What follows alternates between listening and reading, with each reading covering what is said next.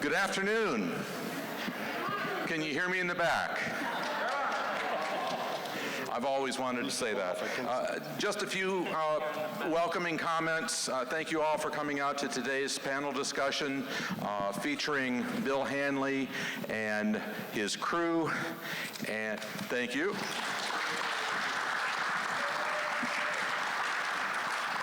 I'd like to thank McIntosh Labs for presenting this presentation today. Their support is very gratefully acknowledged. Thank you. And you may have heard that there's an anniversary coming up. I hope you have your tickets for Thursday, Friday, Saturday, and Sunday. If you don't, hurry up if there's any tickets left. Access will be very limited next week. So check the website, bethelwoodscenter.org, to get all the details. And without further ado, I'd like to introduce the moderator for today's panel discussion. John Kane is an educator, and he is the biographer of Bill Hanley. He has a book out, two books out now. Well, one out now, but one coming in February. One coming in February. The book that just hit the shelves is Pilgrims of Woodstock. We have it in our museum shop. If you don't buy it here, buy it online, but buy it. And he has a book about Bill Hanley Sound coming out in February.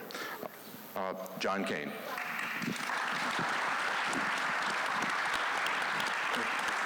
Thank you, everybody. I wrote something, and unfortunately I didn't memorize it, so you'll have to bear with me as I read through this.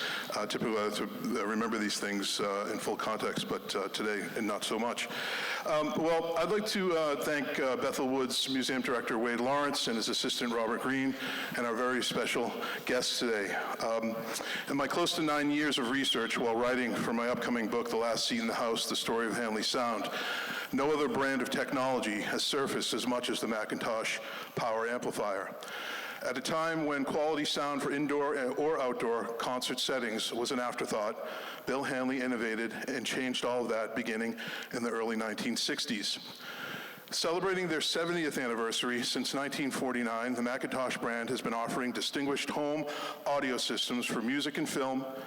By 1950 through the 1960s, high-performance McIntosh amplifiers, typically used for home hi-fi environments, caught the eye of a young sound engineer from Medford, Massachusetts, Bill Hanley. Hanley quickly realized that by using the McIntosh amplifier, it would be a better solution for his custom sound reinforcement systems. A legacy of innovation between these two companies begins here. As the music business began to grow, so did the requirement for better sound intelligibility and performance power. This need forges the long-lasting bond between McIntosh Labs and Hanley Sound. Changing the page. Sorry. Around 1965, Bill Hanley and his teams of engineers utilized the performance of the McIntosh amplifier for countless venues, concerts, festivals, and anti-war demonstrations.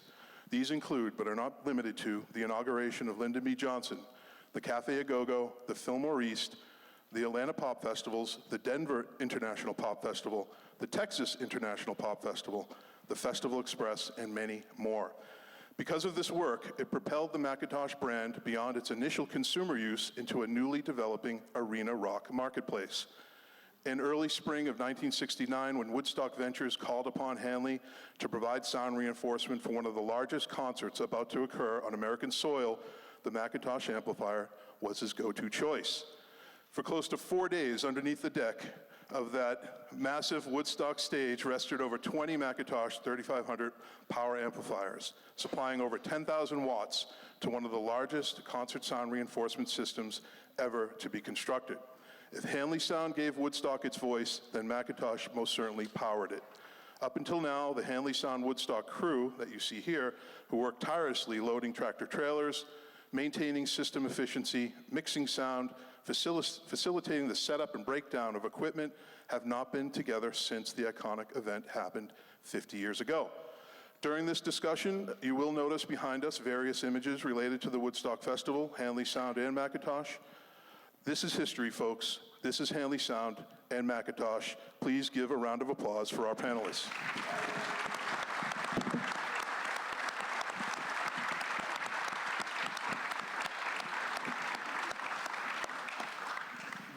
Before we get into our questions, I'd like to introduce you to the following individuals. Our panelists from McIntosh Labs in Binghamton, New York, President of McIntosh, Charlie Randall. Please raise your hand, Charlie. Marketing Coordinator at McIntosh, Mark Christensen. Is Mark up here? No, he's not up here. Oh, Mark, you're in the audience. I thought you were going to be up here with us. Raise your hand. Hey, man. Round of applause for Mark. Sorry. He just disappeared. Junior Marketing Associate, Charlie Randall Jr. Give a raise of hand. Thank you, Charlie. From the original Hanley Sound Woodstock crew, sound engineer pioneer, also known as the father of festival sound, Bill Hanley. Yeah. There he is, the man. Hanley Sound engineer and technician, Harold Cohen. Lead sound engineer extraordinaire, Sam Baroda. Hanley Sound crew person, Scott Holden. Shop foreman and engineer, Nick Burns. Hanley Sound crew person, Bill Pratt. Yep. Also in the audience is Hanley Sound crew person, Nelson Niskanen. Raise your hand, Nelson. Thank you, sir. One more round of applause for our guests. I'd like to add that a few of the original 12-person Woodstock crew could not be with us today for various reasons. First and foremost, Hanley Sound manager, Judy Bernstein-Cohen, crew person, David Marks, engineer Brian Rosen, truck drivers, John Brody and Dick Butler.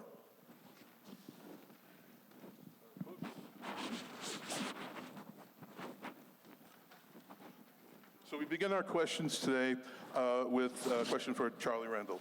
Charlie, if you could describe the state of the McIntosh brand around the early to mid-'60s, who were your customers compared to who your customers are now, if you could try to answer that question.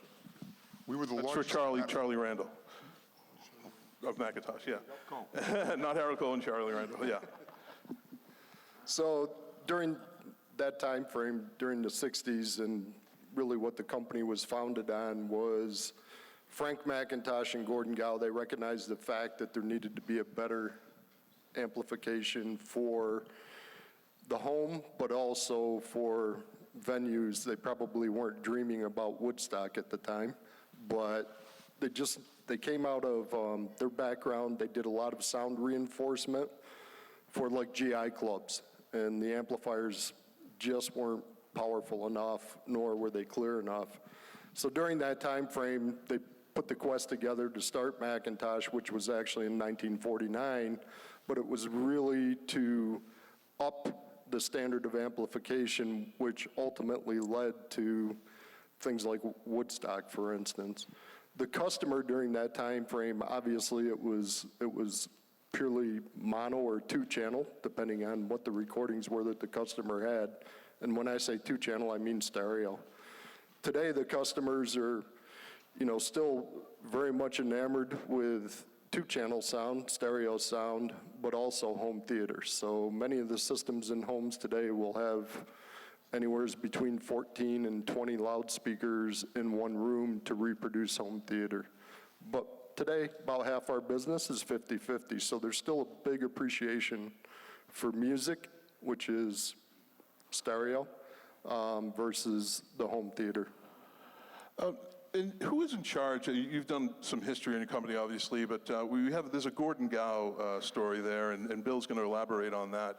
But who at the time was in charge at that time, if you could relate? During that time frame, Gordon was always tagged as the president, and Mr. Mack was chairman of the board. So even though Mr. Mack had the vision, he was, I would say, not as involved with the company as much as Gordon was. Gordon was actually hired as an engineer, and if you didn't know or don't know who Gordon Gow was, he was about 5'4", but had the laugh of a giant.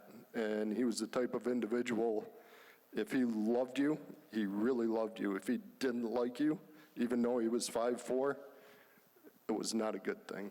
But for the majority of, Gordon's time, and I'm sure Bill's going to elaborate on this, the McIntosh franchise, so to speak, to sell McIntosh product was very well guarded, and it was guarded by Gordon. I mean, we even dictated how the retailers had to display the product, how the stores were decorated, and even created their marketing material if they were going to have an event or an advertisement in a magazine. Interesting. Well, thank you. And we're going to come back to Gordon Gow, but this question is for Bill Hanley.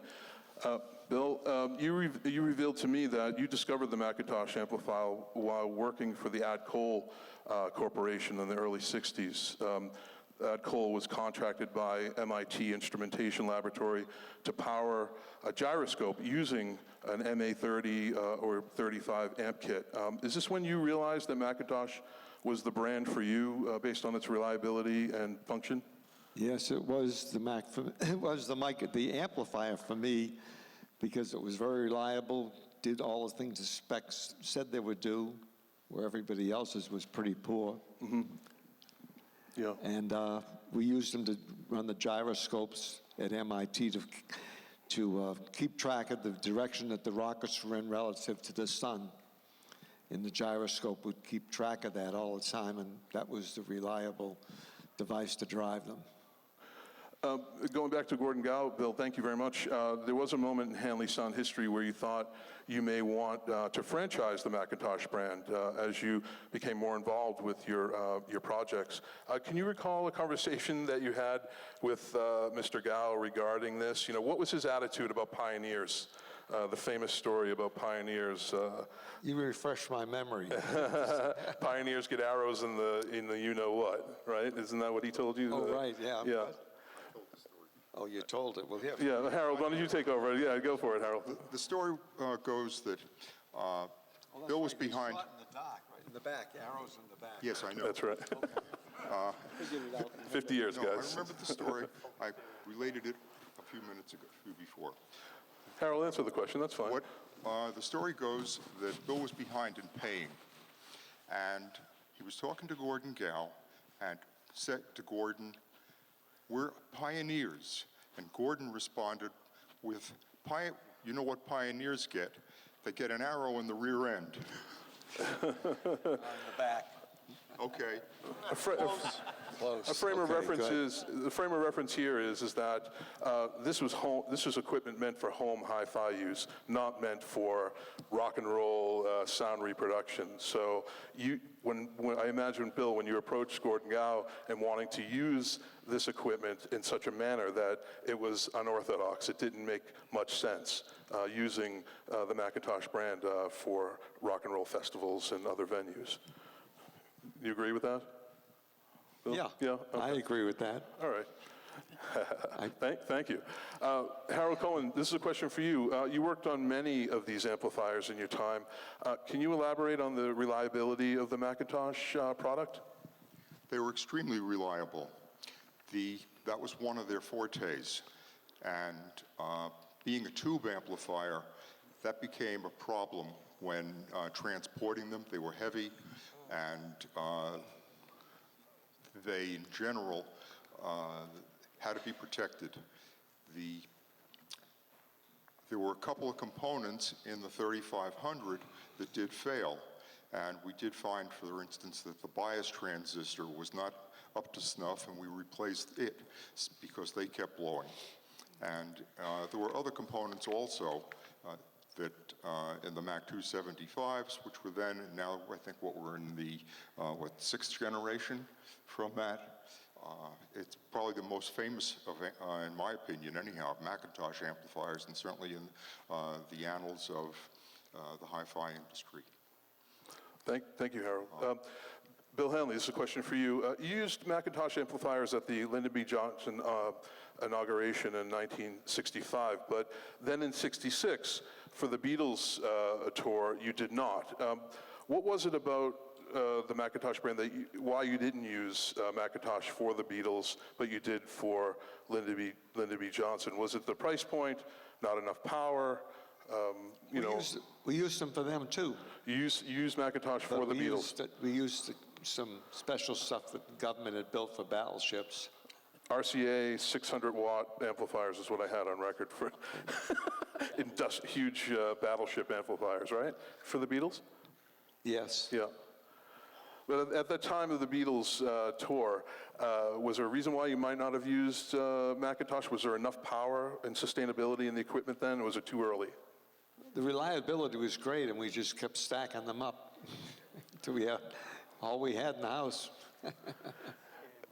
Yeah, more power, right, exactly. Right. And this tour, was this the tipping point for you when you realized that there wasn't enough power to be had with the Beatles?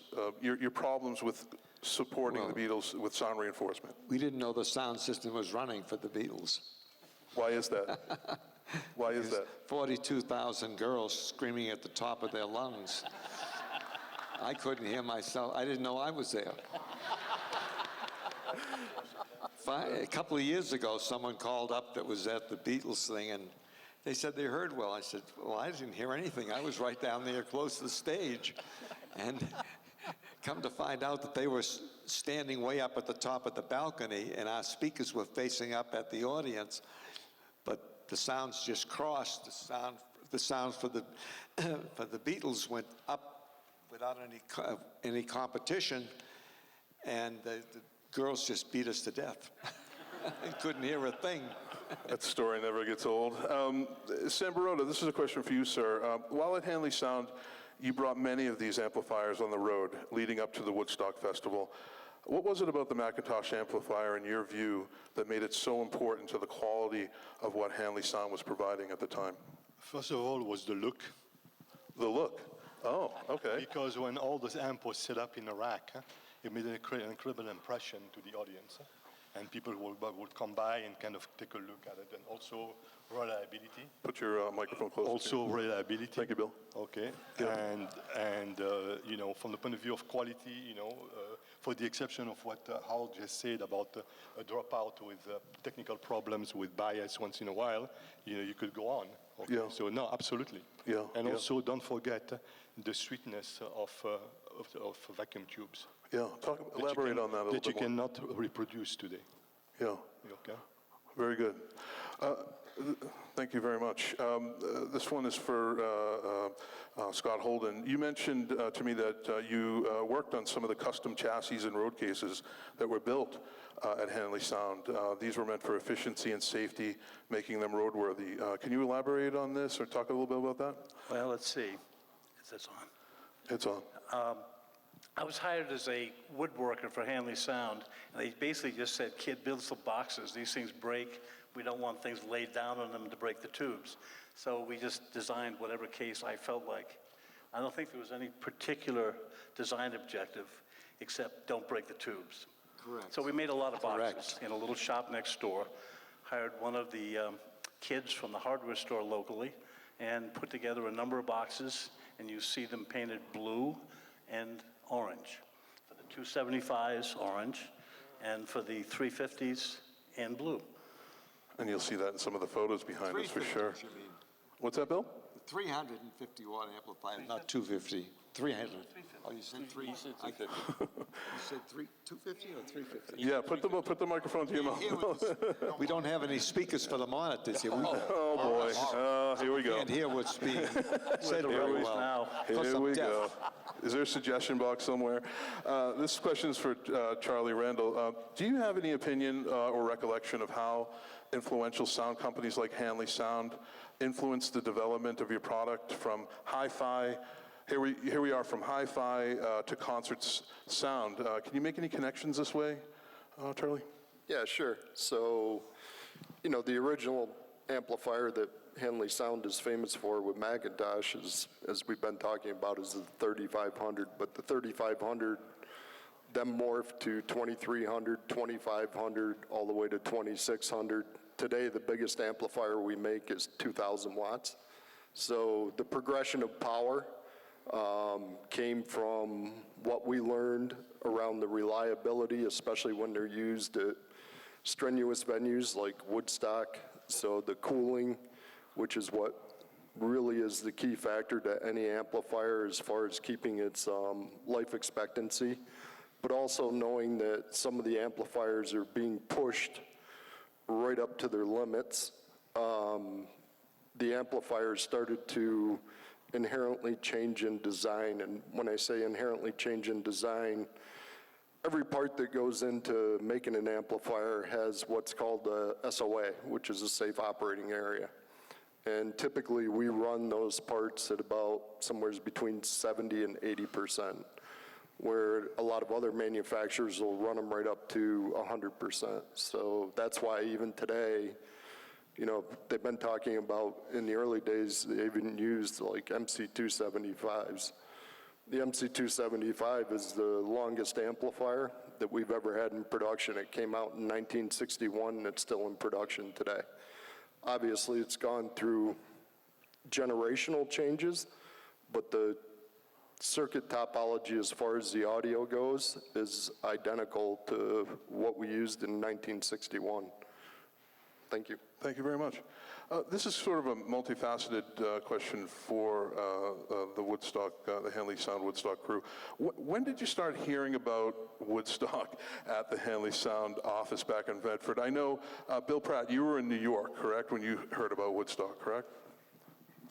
Are you speaking to me? I'm speaking to Bill Pratt right now. Oh, Billy. Yeah. I was a student at NYU, and Bill Graham came to NYU and said, we're going to build a theater next door, the Fillmore East, and we would like to use your kids to build it, because we had a great production department. You had to do everything there. It was the Tisch School of the Arts back in '68. And they were going to give us points toward our graduation. Well, that didn't pan out. They said, no, we're not going to give you credit for building this rock and roll theater next door, but we will give you the first jobs. So Bill Graham gave me the job playing the music between the sets, which put me in the first box above the stage, playing the records, where this man, Mr. Bill Hanley, was operating a soundboard piled with amplifiers. Put your microphone closer to your mouth. Sure, microphones. So I'm playing between the sets, and Thank you. as time goes on, I'm still at NYU. I'm not doing it much, so Bill starts while he's there, sending me down to the stage to do this or that, or set up some mics, and before I know it, I'm setting mics and running chords, and if something happened during a show, I'm running down. Well, this delightful man that we're honoring here today made me an offer I couldn't refuse. I quit NYU to work for Bill Hanley. Hey, there it is. Thank you. My draft deferment was at stake. But this charmer and sex, drugs, and rock and roll Don't forget about that, right? kept me busy running around the tri-state area, handling microphones and loading up a truck full of powerful equipment. And The rest is history. the rest became history. Thank you, Bill. Thank you. That's You're a welcome. good story. Boy, and yeah, Nick Burns, elaborate. When did you start hearing about the Woodstock Festival back at the office? I was doing sound and theater work in the local colleges, Harvard Loeb, Springgold out at Brandeis University.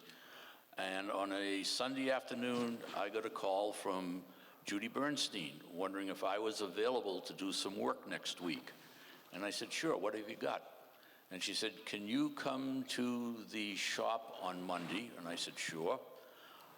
Monday we started loading equipment. I still wasn't sure where we were going because you usually didn't know until you pulled out of the driveway where you were heading.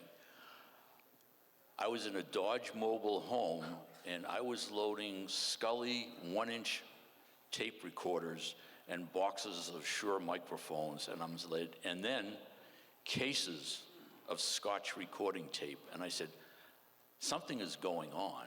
And Judy informed me that I would be leaving Tuesday midday to go to Woodstock, New York. So I arrive, I'm packed up, I'm ready to go. I start heading west. And in those days, the Dodge didn't have a CB radio. We didn't have cell phones. And I was heading to Woodstock. The town proper, right?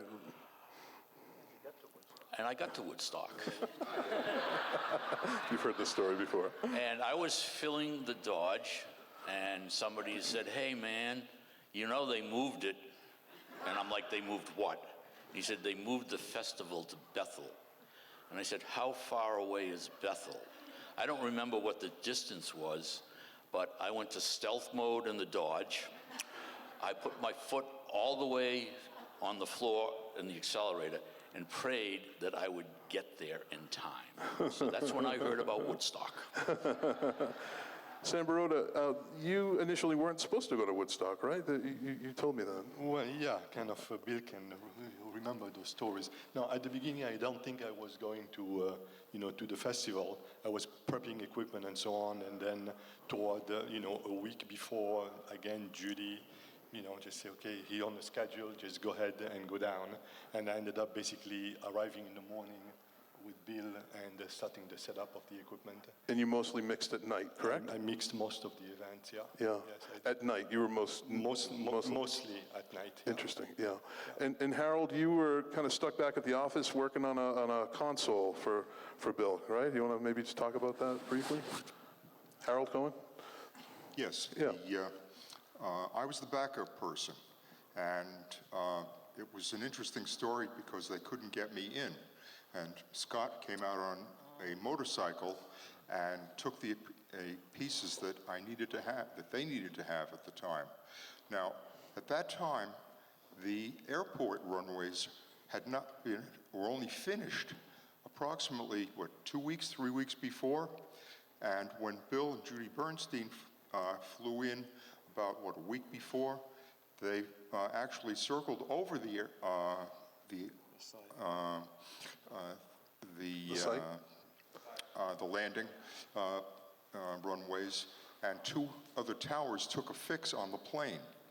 Now, with all of the air traffic that was going in and out of there with performers, the Army, news people, it was all done via word of mouth between the pilots.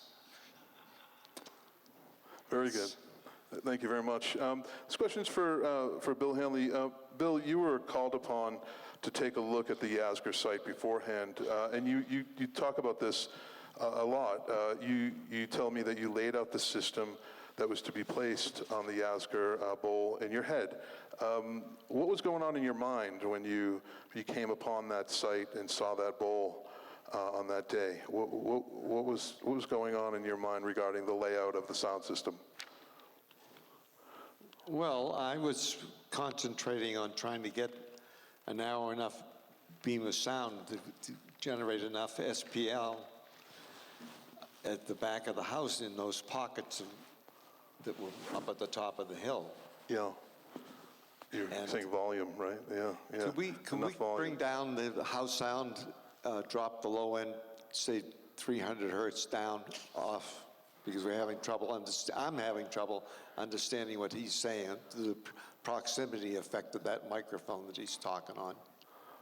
Thank you. Thanks, if you guys. could do that. That would help. Good. Is this better, Bill? Is this much better? That's better, because there's no speakers facing us up here, so the reverberation is overcoming the direct energy that she's putting out of his mouth. Are you guys taking notes on this? Sound system's reverberation. What? I'm asking the audience if they're taking note. You're schooling us on this. This is good. Thank you. Right, he can't hear either, and it's very difficult without monitors facing us. So, Bill, that Woodstock sound system, when you were on the field with Yasgur and Michael Lang, you devised this sound system, the layout of the sound system in your head when you came upon the bowl, is what I asked you. It's still hard to understand what you're saying, but you want to know what I did to do that? Yeah, yeah. Well, I did just what I asked him to do, turn the low-frequency energy down that was coming out of the sound system, so I can understand what you're saying without a problem. There's a proximity effect that happens with this type of microphone, all of them, every one that's up here. And it resonates around inside this room and masks out what you have to say to us. And us understanding it. Okay. Okay, thanks. All right. Hey, thank you. Someone's asked. Help. Yes, yes, go ahead, Bill. I just wanted to recount a moment at Woodstock. Crosby, Stills, Nash & Young on stage. I'm at the mixing console. I'm not quite sure why.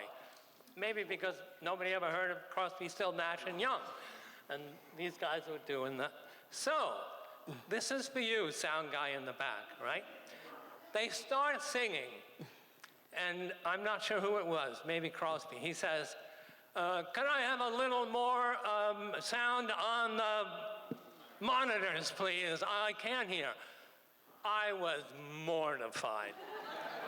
In front of 450,000 people, this man is criticizing my, right? I thought, okay, you go home, this is all over, it's just today. It's on the album!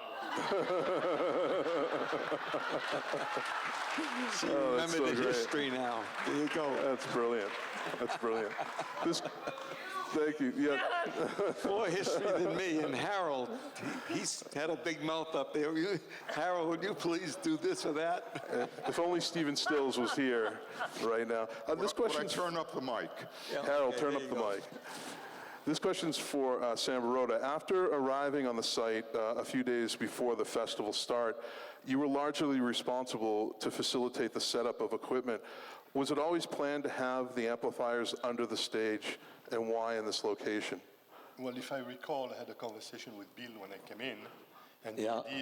the idea was to put them under the stage to be protected from Right, from water or anything water. else, right? And but you know, that way we have access and not having crowd coming over.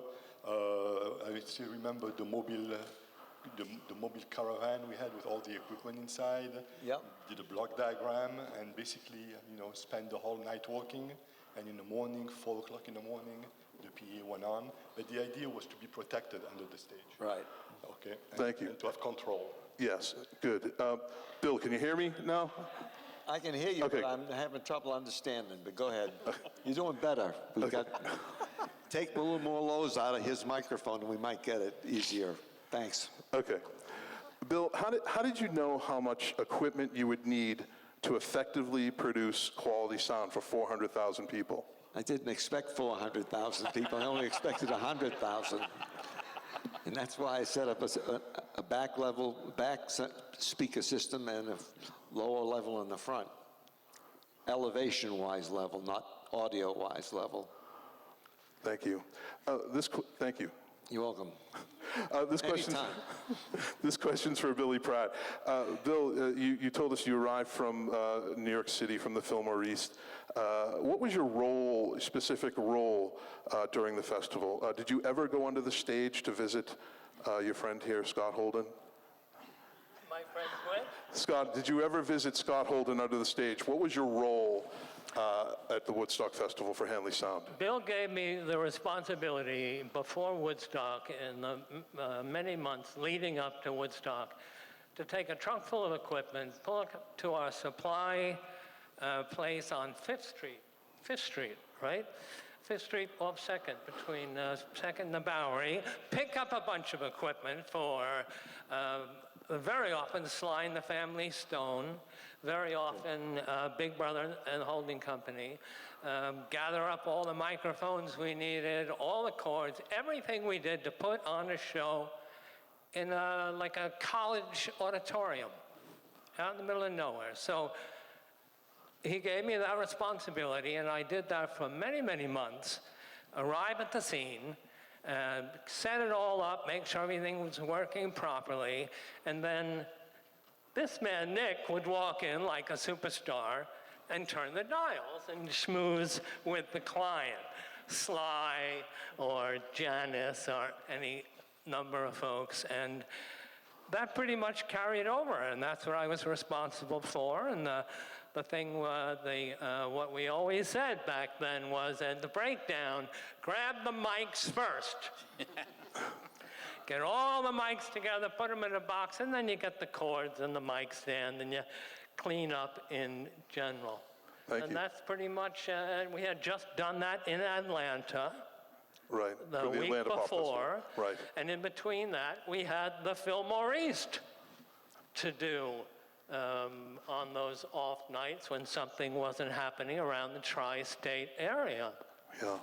Yes, thank you. And yeah, Atlanta Pop Festival, which happened the 4th of July of that summer. Yeah, and again, the McIntosh power amplifier at work. This question is for Scott Holden. For most of the event, and I only know this because I see many pictures of you clutching your forehead, looking exhausted, bored, or whatever was going on through your mind there. Or sleeping. Or sleeping. For most of the event, you were under the stage monitoring the VU meters of the amplifiers. Take us back to that experience, if you can. It was a warm and dry place, we know, but how did you manage to keep the equipment cool? Did you ever get a break? There was no intention except to be there and make sure the amplifiers were running the right levels, that nothing blew out in the speakers, so we'd go climb through the towers periodically. And honestly, it was my first show I had ever done. They took me because a mirror in front of my face showed a little misting. And they said, okay, take off the sawdust and go up there. You were breathing. Yeah, you were breathing human. Yeah, thank you. Nick Burns, explain your role during the Woodstock Festival. What are your recollections of the Hanley Sound system over the historic weekend? And, you know, I just can never get this image out of my head. You know, you would say you were running some of those Super Trooper lights up on those towers. You told me a couple times, just in order to eat, you wouldn't want to leave, that you would cook hot dogs over the arc, intense heat of those arc lamps, which I just find incredible. A Super Trooper follow spot runs via carbon arc lamp. And if you spread the carbon arc lamps far enough apart, you can put a hot dog between the two of them. And when you close them together, and you do it very carefully or you will blow it up, you can do a moderately well done hot dog in about 2 seconds. So knowing that I was going to be up there most of the night, my background was more theatrical lighting than sound. So I would, under the tutelage of Sam and Harold during the day, I would try to learn sound and mixing. Come nighttime, climb the tower, and I ran 2 follow spots. So it was back and forth, because the stage lights were never put up. So these Super Troopers, I believe there were 4, maybe 8 Super Troopers. 12, I think. Or 12 on the other side, okay, you count, so a total of 12 Super Troopers. That provided all of the light for the show. And we even used it sometimes during the day to accent specific things. But you're on top, I've forgotten what the height of the tower was. I think it was 60 feet. Yeah. You have a carbon arc lamp that's a 220 volt, 30, 40 amp feed. So you have heavy electrical power running up the side of the tower. You're up there with a 400 or 500 pound instrument that is really not tied down. It's on wheels so that you can move it around.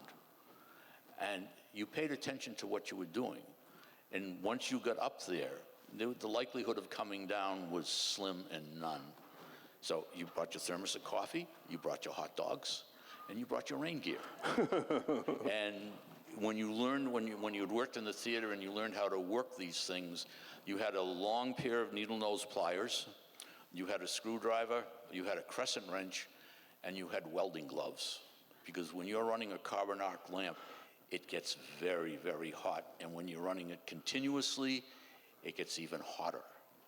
So basically during the day, if there were cables that had to be repaired, that's what you did. Or you sat on the mixing console and you would try to learn stuff. One of the things I was talking to Harold last night that sticks in your head, I'm sitting on the mixing console. Microphone.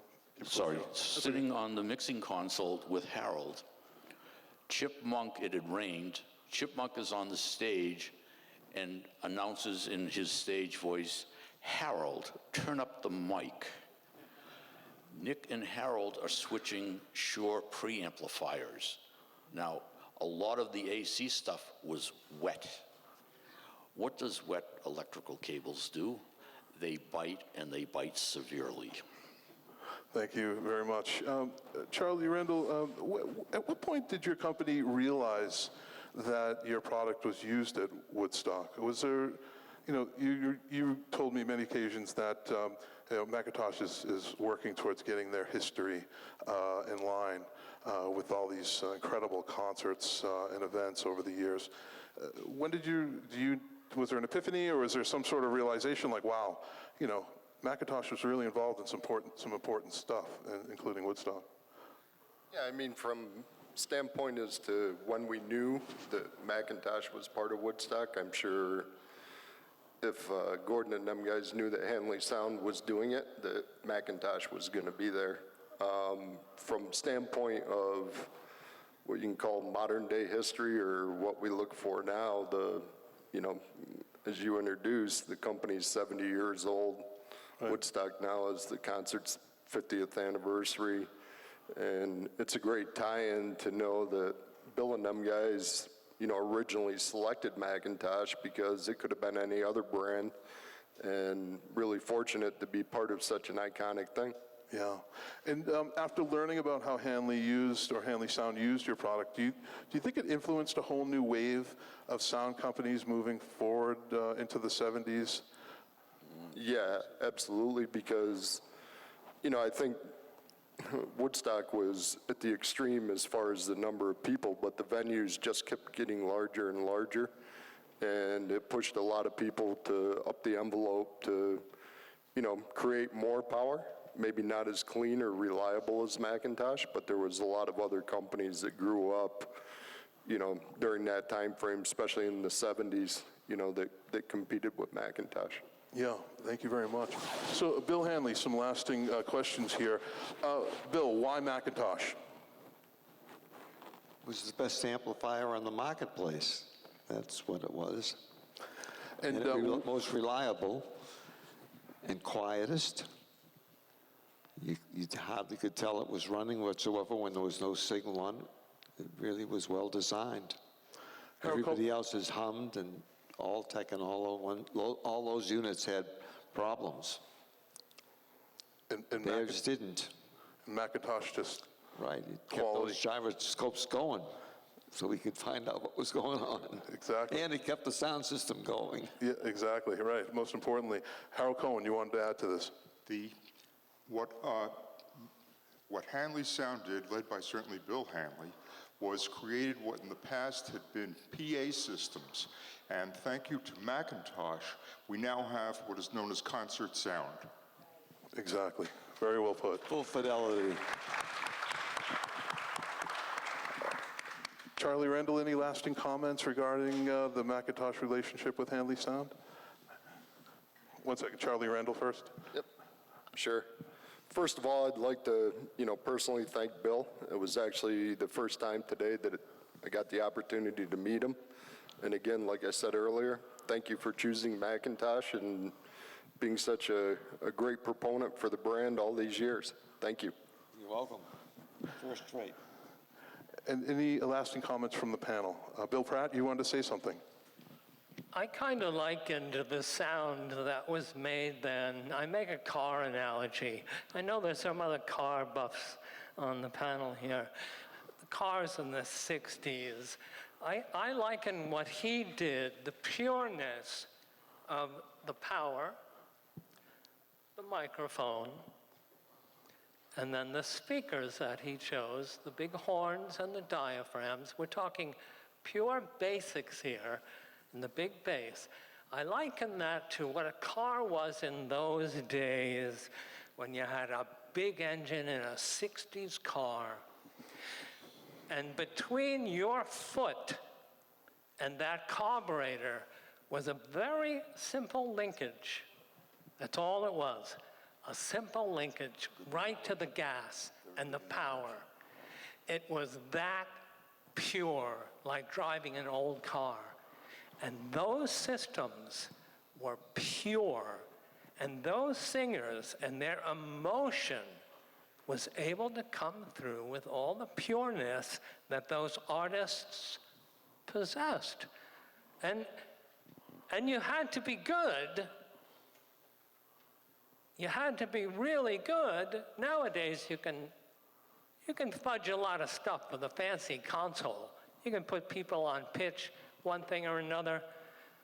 But when Richie Havens came out and started the Woodstock Festival and set the tone for the day and the whole rest, and we had worked for Richie a lot, we knew him. He was a genuine man. When he talked to the audience between sets, it wasn't that rote stuff that you hear performers, when you run a show, do the same thing every time. With Richie Havens, every discussion with the audience between a song was new and real. He was real. He sang, and his voice came through on that beautiful system. The whole place settled down, and we knew what we were in for. He set the tone for 3 or 4 days of what was about to happen. And the same with Hendrix at the end. And I'm standing there waiting to do my job, which is collect the microphones, it's almost over. And I'm standing there waiting, and there is Jimi Hendrix playing the Star-Spangled Banner.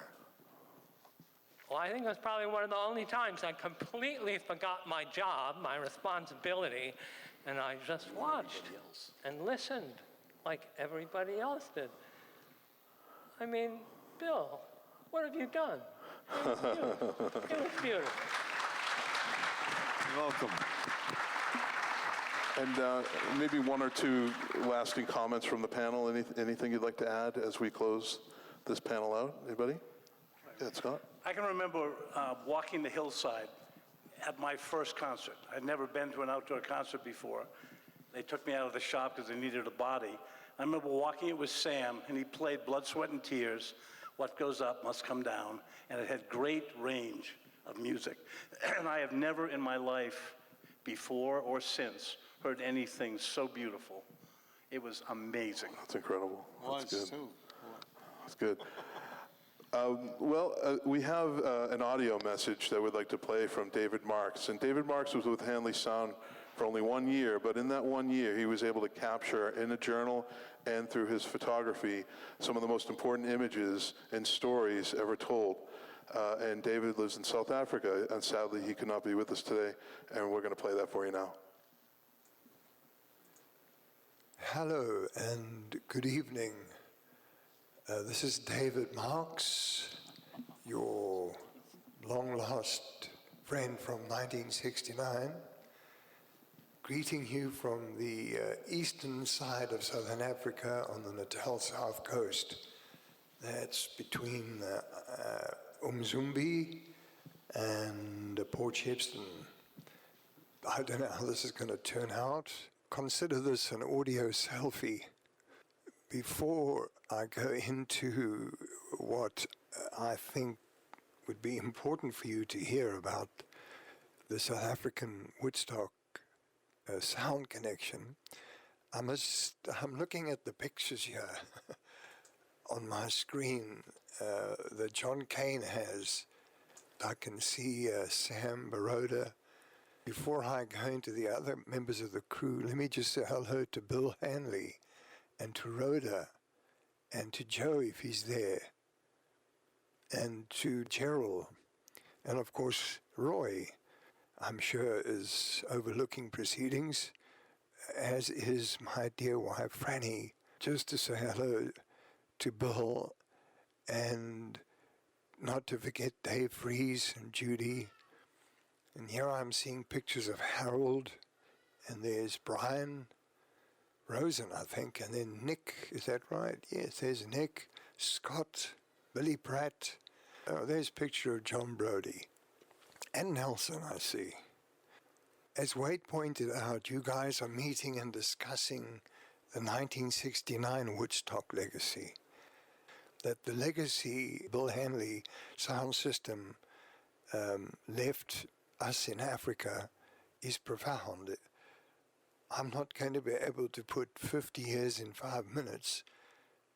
It'll take years to explain the social, political, musical, cultural impact that sound reinforcement, thanks to Bill, thanks to Dave Fries and Judy, has brought to South Africa.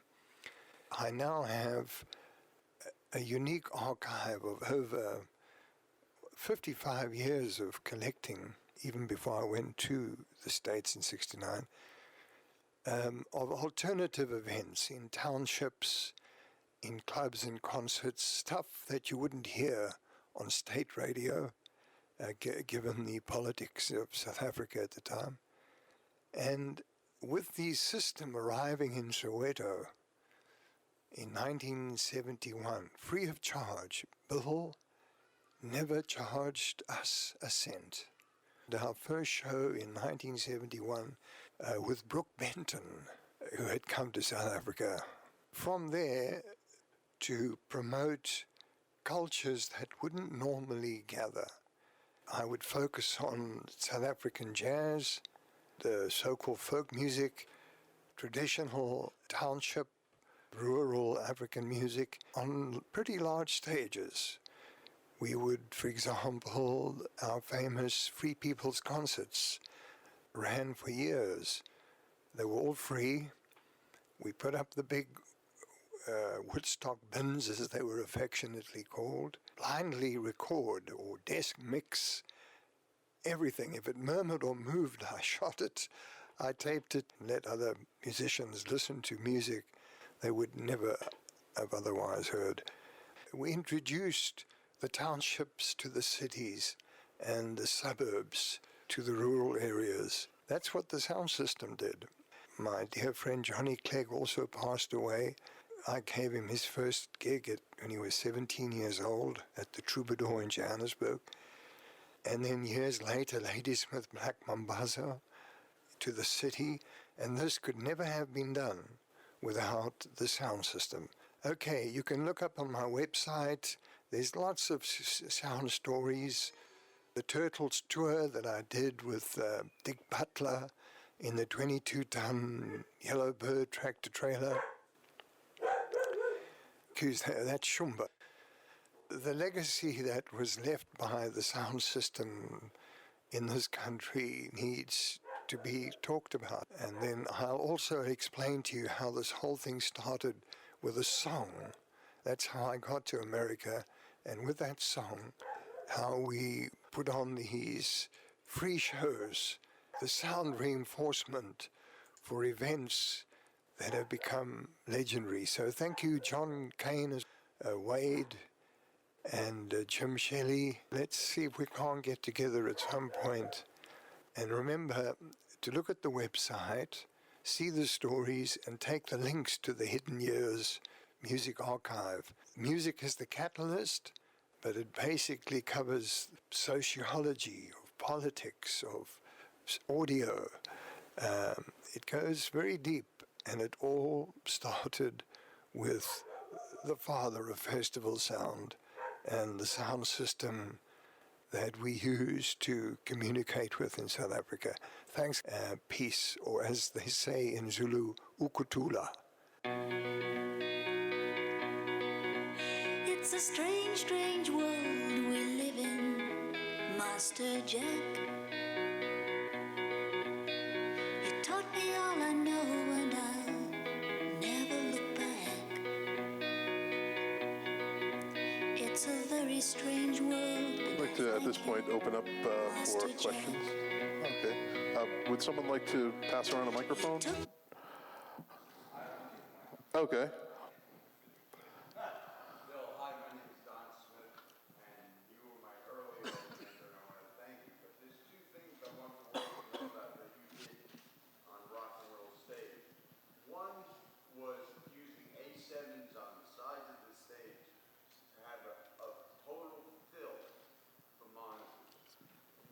like the luncheon or on stage. And two, you remember this at St. John's Cathedral, Columbia University graduated. I do. Remember that day? I certainly do. Well, we had those All those, bastards standing on end all the way up Right. and down this concrete mess. And, oh, thank you. And you came up with the most creative idea of not acoustically creating a delay well before the invention of digital delays, so that the sound emanating from the front came out and reached the back simultaneously as the augmentation on the sides. And you deserve a lot of credit for that, I think, I hope. and the acoustic blanket that we put on the under the dome. Ah, yes, yes. That Now was I remember. quite a... I know we worked hard for a long time there. That's all I know. It was a hot, hot time underneath. This question is Thank for, we have Lisa Law. Hi, Very Lisa. much. Hi, I'm Lisa Law, and hi, Bill. Hi.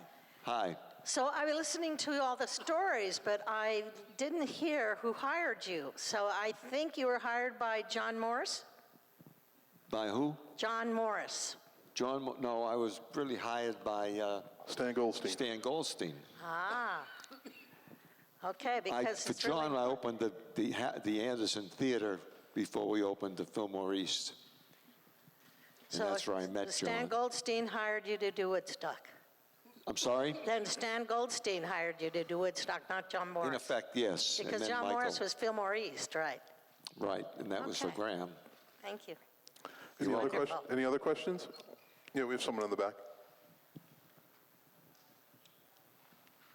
I have a question regarding the Dead's performance at Woodstock. Forever I've heard all different stories about why they weren't on the album, et cetera. Recently I heard they showed up with their own engineer, this guy, Owsley Stanley. How did you respond to that? Which engineer did you? Owsley Stanley, the Dead apparently He brought their never own. showed up. He never showed up there for that. Oh, he wasn't? No, not at all. They talked about maybe having him do it, but they were scared to death that they might all get wiped out with drugs. We were totally sober. So their Never set could was I- okay in your opinion? They played well? Because there's like no record of them even being here almost. The Grateful Dead performance at Woodstock, which has been known to not be up to their standard. The Grateful Dead performance at Woodstock. Well, that may be what they thought, but we weren't only told 100,000 people rather than 400,000. Yeah. It's a big difference. At that point, they were getting zapped. I think there was a problem with getting. Is that you wanted to say something? They had unlimited money too. We financed out of pocket. They had a lot of money that would come in at the gates and could afford to spend a lot more money than I could ever spend. Yes, Bill. A Bill lot Pratt. of times, groups would show up with their own tech. Many of the groups.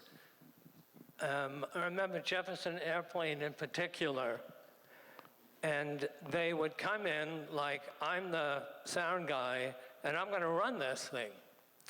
And then they would start asking you, well, what's what? Because nobody knew what his system looked like. So I don't know if that was your original point, because they had their own sound guy, that there was a conflict, but very often the techs that the groups brought with them would sort of settle into it and let us do our job and just critique rather than have to have their hands all over the dials, which you can't figure out on the fly. So if that was what you were referring to, I hope that helps. Any other questions? Yes. Hi, this is for Bill. I was just hoping you could talk a little bit about how your process in designing the whole sound setup for the festival. Repeat that last part. How I designed it? Yeah, your process. Well, I broke the audience in two. The upper group of people and the lower group of people, and they were both treated a little differently.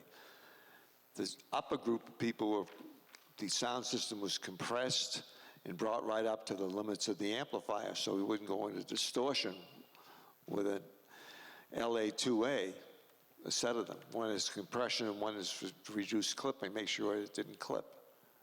And that was the major thing. And then we had 3 sets of microphones so everything would go fast, and then the whole turntable broke down, and they had forgot to put the washers underneath the screws for the casters.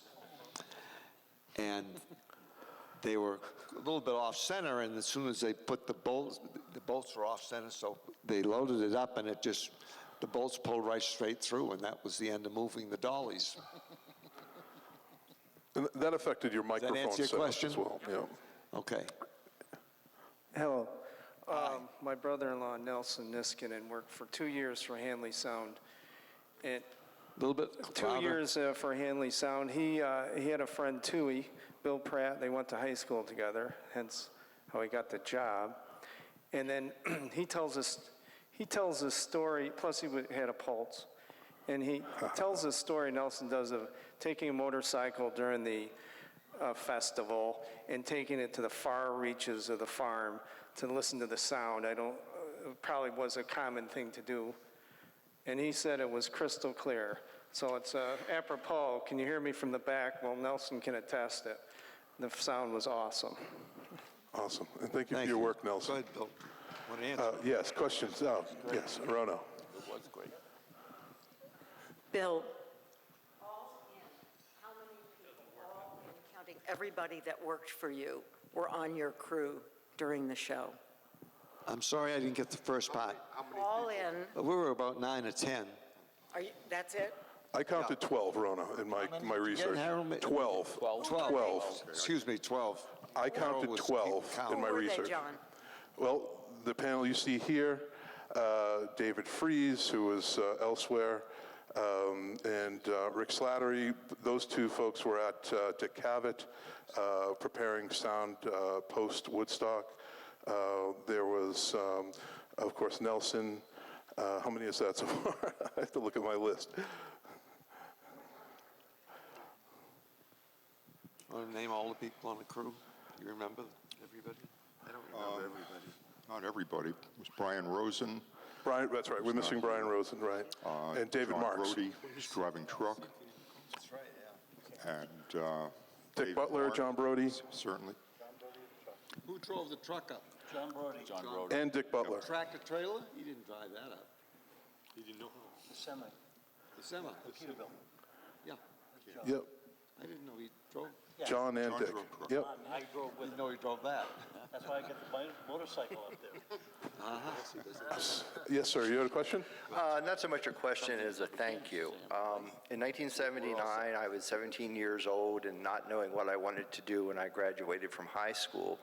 A local college for the 10th anniversary of Woodstock showed the film. This is a really small town, so I had only ever seen bands doing their own sound with PV column systems and things like that.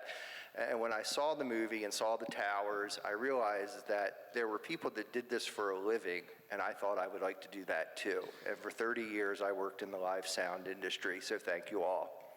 That's awesome. Thank you. How are we doing on time, Wade? Yeah?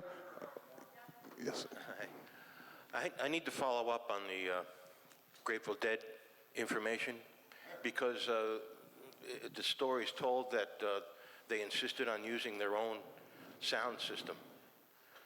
Not here. Not here at all. There was no time to do anything like that. Right, well, that... They get the idea of using Mac amplifiers from me, though, I'll tell you that. Right. I know that because Jerry and I had talked about it a few times. Well, the story's told that they took so long switching over to the Dead because they had brought their own equipment, and that's not the fact. Only the instrument amplifiers. They didn't have anything else, and there was no other no stuff. PA at all. Okay. I did the mix for them. You did? All right, good.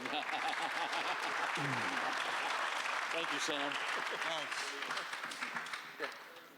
Yeah, I have a question on you, the sound people, with the recording engineer, Eddie Kramer, how much Eddie Kramer was just a helper for Lee Osborne. But I'm just saying, I'm sorry. How much coordination did you have with the recording people, with you folks?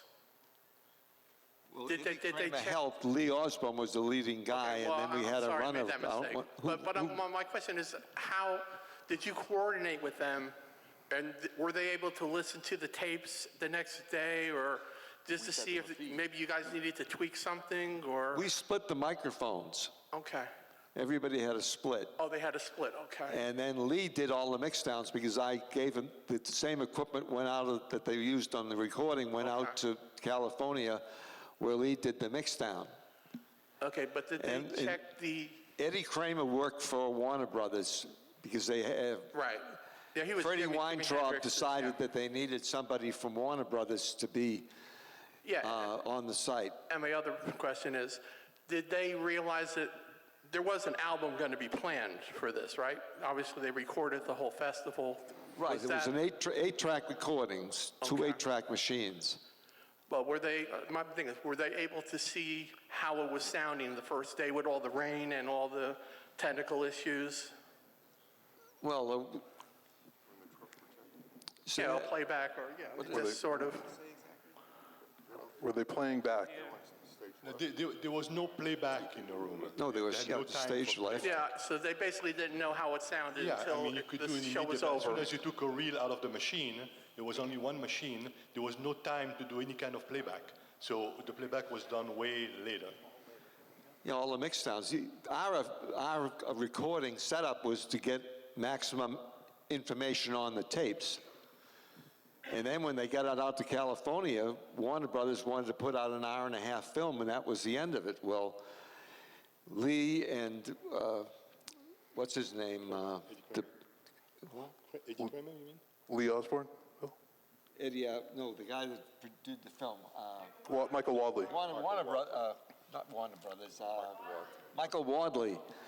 They stole the master tapes and the film. They broke into the garage one night, very late, and took it all and went off somewhere else, and they wouldn't give it up until Warner Brothers would give them a 3 to 4 hour version of the film so that we would have a good historical thing. Because that's all they wanted to do. And so they took it all away. Any other questions? Can't have that until we change the contract. Okay. If memory serves me correctly, one of the tracks was used as a sync track for the cameras of the 8 tracks. So we're really only recording on 7 tracks. Yes, sir. Hi, good afternoon. My name is Michael Rosley from Tampa, New York. Right? And we've always been curious about the actual raw power that was needed. We talked a lot today about audio engineering and equipment, but I was always wondering, did we have to work here at Woodstock with the local utilities to get all the power that was needed? Number one. Number two, I was curious to know if all the amplifiers were set to 11 like in Spinal Tap. And number three, I just want to thank you all so very much for doing all that you did back then. It's part of history, and we do all appreciate it. The local utility dropped a transformer. Bill, how much power did you have? Where'd you get the power from? They brought in 2 more wires, so we had 3-phase power. That's what we used for power. And then we had a 250 kW generator for backup in case we lost it all. And 208 was the power source around. And we didn't end up using anywhere near that because we never got the lights up, because what transpired is that when they came from Walk Hill, someone broke 20 feet off of one of the poles. The whole roof structure was set up to be in tension, where the cables that held the trusses up went all the way up to the top of the telephone pole and then went down to the ground to a concrete block in the ground. And that's what kept it up. Well, when they broke off 20 feet of pole of one of the units, instead of extending and repairing that one by wrapping a steel jacket around it, they cut the other one down 20 feet. So therefore, the load was terrific. Like if you tried to hold something out like this, it's a tremendous strain, but if you're up in the air and these are the poles, it can hold a heck of a good load. And that's why the lights never got up, the video really never got together, and that's what happened. They didn't understand how that worked.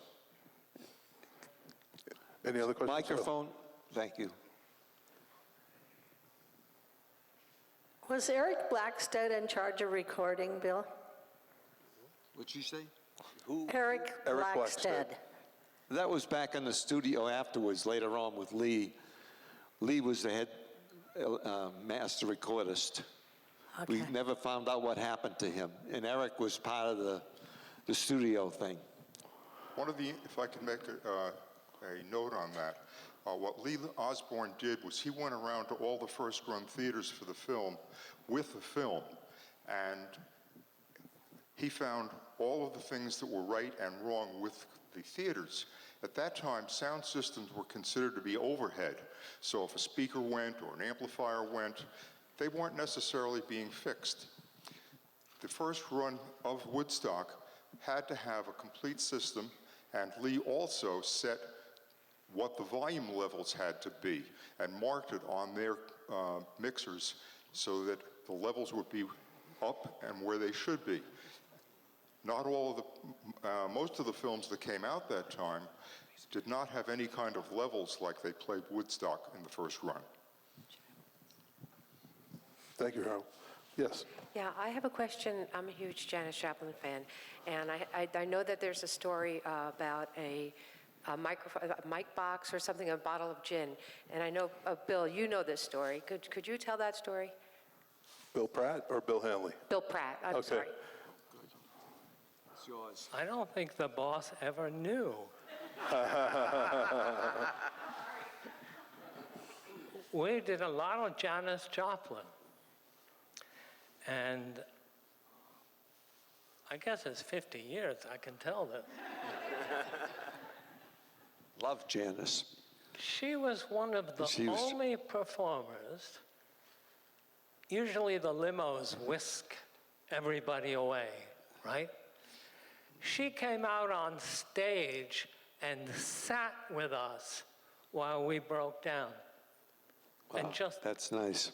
Talked and was human and comfortable. I don't think anybody else ever did that. But what I never told you, Yes, I'm listening. after a couple of these gigs, at 2 o'clock in the morning, you can't find a drink, right? That's right. I used to bring, she called me Whitey because I had blonde hair. I used to bring a bottle of gin in the mic box. Oh, wow.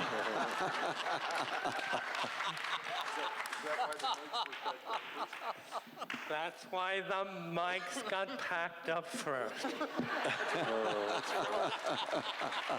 Out came the gin, in went the mics, the paper cups, and I never drive. I had to drive the truck home. I didn't. They passed around the cups and hung out and drank gin. And I know she's supposed to be a Southern comfort girl, but at 2 o'clock in the morning, gin was the... Get away with it, yeah. Yes. Hi, thank you so much for doing this.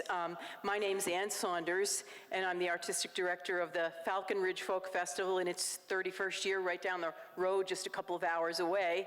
And we've been recording everything for years, and then somebody has to listen to it all, hours and hours and hours of stuff, one 4-day festival, 4 stages, and make some decisions about the tiny little 2% maybe that gets put out or that makes a record. And I kind of wondered how many actual hours of tape did you have, and was there one person that really made that little final decision of the little bit that we got to hear? Someone like to answer that? Who was it? Bill, Lee Osborne handled the mix downs in the final production. Of the Right, I recording. don't know exactly what went down on that score, how many there were. We just did everything that we could, and then we backed it up 100%. And what was other question? How many total hours? How many, I don't know what it was. Listen, I just wanted to make sure I get through to the other end and everybody heard. That was my job. That makes sense. And get it recorded. We got it down, and then after that, you go over it and over it and over it. 60 hours?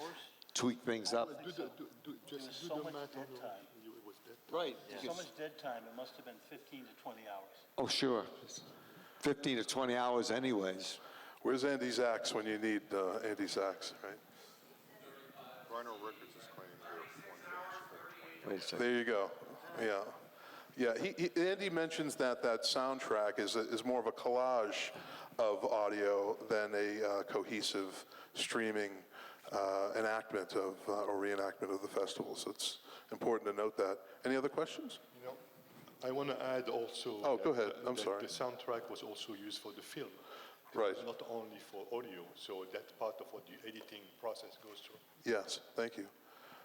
Any other questions? I was going to say that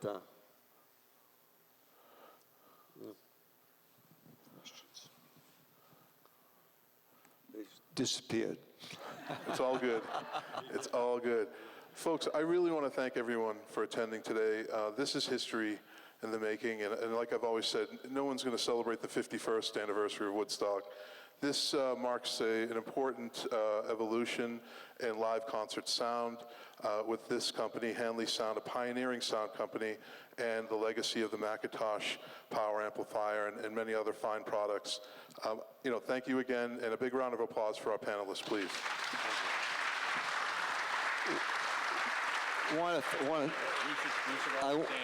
I want to thank the team that did the job. Here they are. Yep, and there are gifts at the door from McIntosh. Thank McIntosh, and to make it happen, these are the men that made it. John, and John made the book. Hold on, man, hold on. That's coming out. What I'd like to say is I'd like to... The last seat in the house. And Lou Mano ran the microphones out there. Thank you, Lou. That's the way it should be. Maybe Hanley will have a job for him. Hey, that's right. We have lasting comment, really long-lasting comments. Thanks for here, coming, guys. everybody. Thanks, Bill, Hanley. Thank you, Mr. President. John, what I'd like to do is I'd like to thank you for putting this all together. Thank you. With the people here, with McIntosh, and bringing us all together, because we haven't seen some of each other in 40 years. I really would like to thank you for doing that. Sit back down. And there's information on Bill Hanley's biography, the story of Hanley Sound, and McIntosh has some lovely parting gifts. And have a lovely day, folks. Thank you.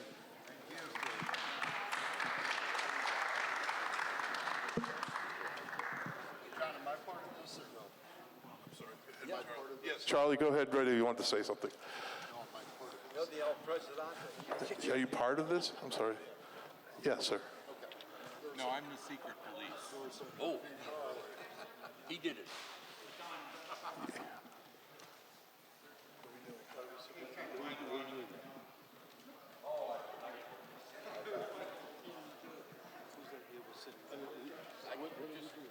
We're done, right? I thought you asked us to sit back down at the stage. I have shirts for the panelists. Do you want to do it now or wait? I'm sorry, you have shirts for the panelists? We can't hear you, John.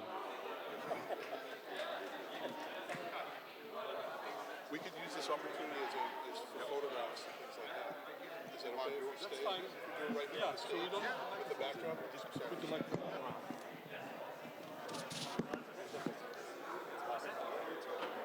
Just make sure that the gentleman sitting next to you doesn't pick up all the microphones and take them with him. I know that there's a good chance that he'll try.